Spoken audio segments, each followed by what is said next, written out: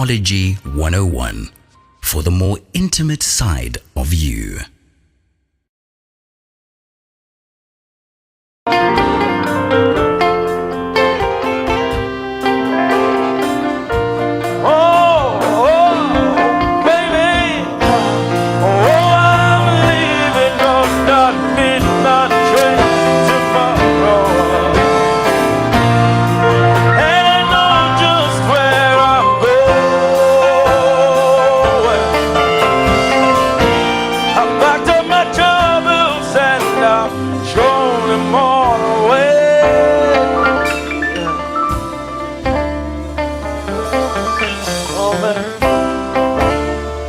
Come on, little darling, I'm coming home to stay.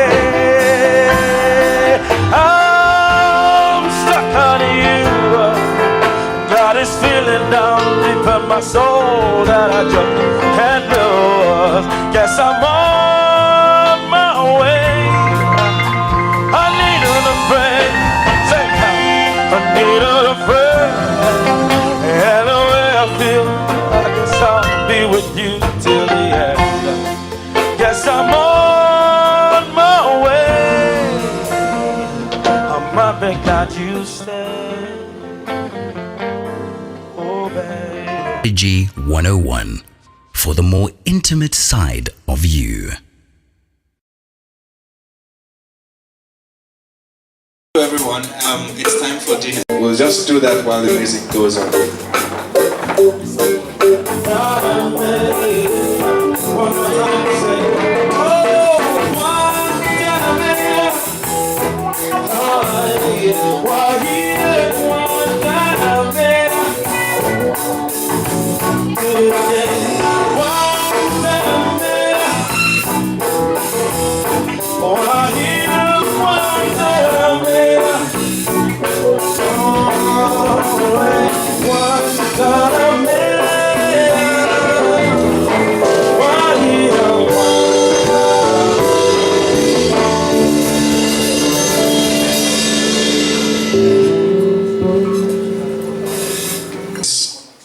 I'd like to introduce our host for the night, Pastor Chucks, who's going to take us through part one of the seminar and then lead us into the case study as well. Welcome, sir. We gather like this in our couples fellowship every once in a while to share the word, to listen to our great musicians. God has blessed our church with some of the most talented musicians in the city of Johannesburg. Yeah. So we gather together, listen to music, eat some good food, and get some wisdom that will help us in our marriages and our relationships.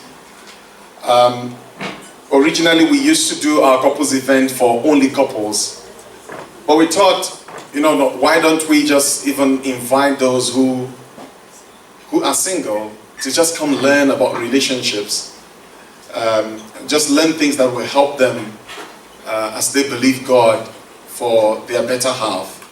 Now concerning virgins, I have no commandment from the Lord, yet I give judgment as one whom the Lord in his mercy has made trustworthy. I suppose, therefore, that this is good because of the present distress, that it is good for a man to remain as he is. Are you bound to a wife? Do not seek to be loosed. Are you loosed from a wife? Do not seek a wife. But even if you do marry, you have not sinned. And if a virgin marries, she has not sinned. Nevertheless, such will have trouble in the flesh. But I would spare you.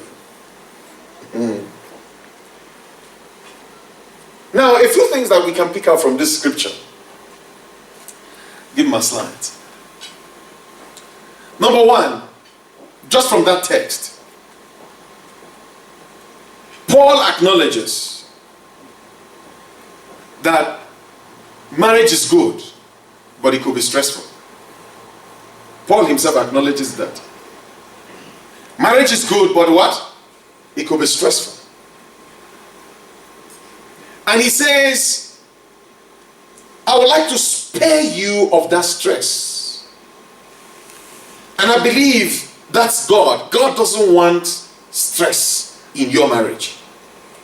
He doesn't want the pain that comes from conflict and from disagreement and from arguments. He doesn't want that. So he says, I would rather spare you. I don't want you to experience stress.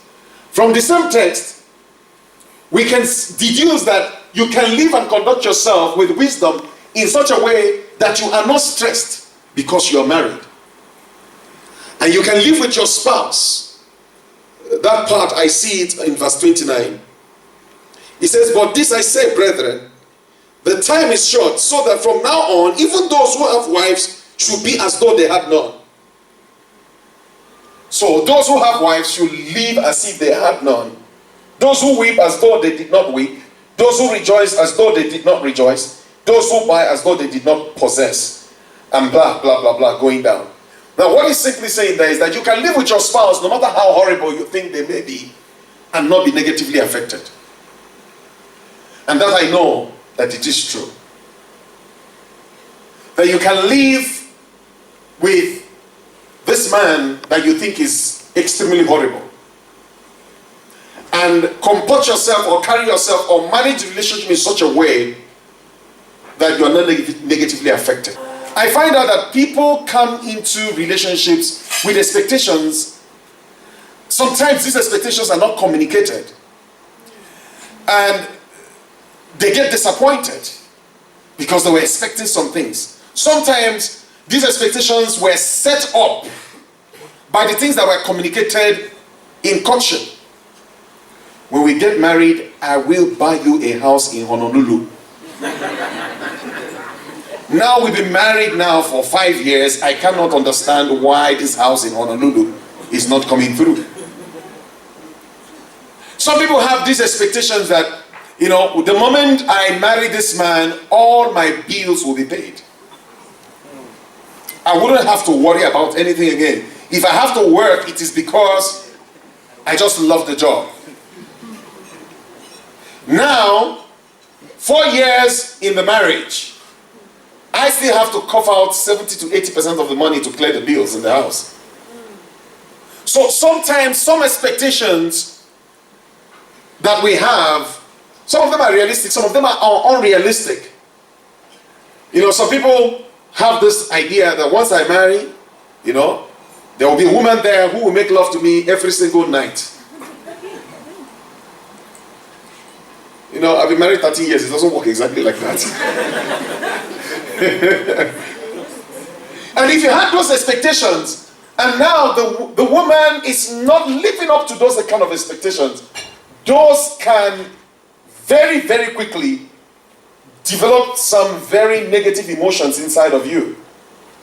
So unrealistic expectations are some of the, you know, sources of disagreement. Lack of consideration, respect or appreciation.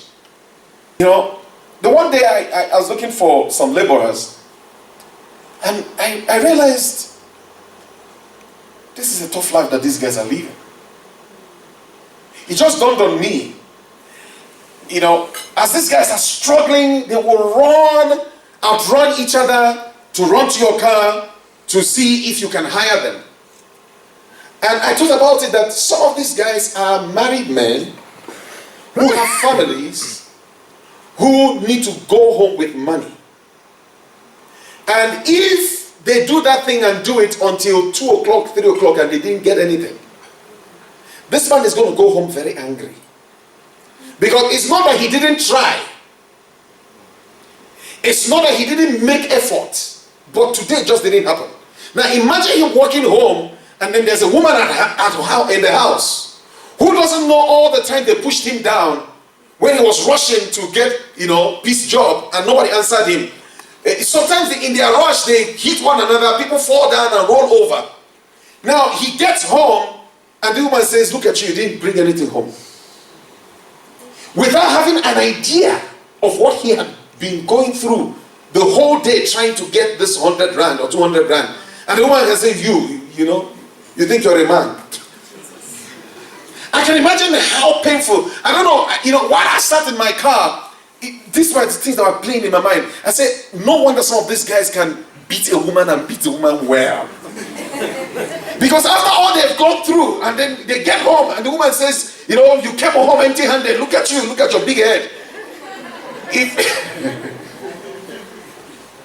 That can make a man very angry. Because you have no idea of all that he's been going through the whole day. And they come home empty-handed. Only to meet a wife who makes it worse with her words. Right? So that can very easily be a source of conflict at home. Lack of open affection or public acknowledgement of love. You know, I had a woman who came to us and she was at the point of divorce. And we said, can we work with you? Can you remove divorce from the table? And let's see if we can help you. One of the things that she said is that her husband has never, they were married for 7 years at the time, her husband has never acknowledged that he loves her. Number two, the husband has never said sorry. He doesn't say sorry. The only way he says sorry is by buying BMW cars. That's a good one.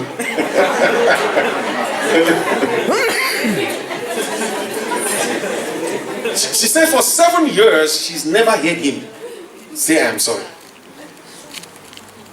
Strange man. We're just going to discuss it for 5 minutes, and then we're going to take a break. Okay. Some time ago, Reuben and his wife, Zandile, went to seek help for their marriage from an experienced marriage counselor. Their relationship was basically a good one. They felt a great commitment to each other. They have been married for 7 years. But in recent times, they are finding it increasingly difficult to communicate without contention. And they wanted to learn how to work together to solve their problems. So they began with an incident that had occurred a few nights earlier. Reuben had arrived home late from work. Zandi was quite upset. You knew I had an art class at 7:30, she said. Sorry, honey, but I just had to work late. Didn't want me to go and leave you with the kids, did you? No, that's not it at all. I had a lot of work, a lot to do to get ready for inventory. You know how important that is. That's all you seem to care about. Why would your job always come before me and the kids? I'm just trying to provide for the family. Sometimes that takes more time than you realize. Besides, your place is at home, not at some art class. I don't like the idea of you going back to school so you can get a job. If you'd just let me work at it, I could make enough money to support us. What? I cannot even believe you said that. You are always making sure that I do not pursue any of my personal dreams and aspirations. It has always been about you in this marriage. I am totally fed up with it. Does that sound like some familiar? All right. I want us to discuss this case. All right. Reuben's behavior that upset his wife. What are your thoughts on him? What did he do wrong? Could he have done better? What are your thoughts on Zandile's response to Reuben's actions? What did she do wrong? My name is Michael. I've been married for 2 years. All right. There's a few things to pick out from this scene, but one of them as well is timing. Yes, Reuben did something very, very wrong. She as well got upset or she got hurt. But there's always the right time to express yourself. Mm-hmm. So I think in Reuben's case, he chose the wrong time to express himself, and the wife as well. She was not considerate. I mean, what Reuben was doing is not out of place, even though he did not communicate as at when he was supposed to. So I felt she, in this case, was not being considerate, and their timing in expressing themselves was also out of place. All right. Great. Thank you. Yes. Anybody want to talk about the woman? Any woman wants to defend Zambia? At your own risk.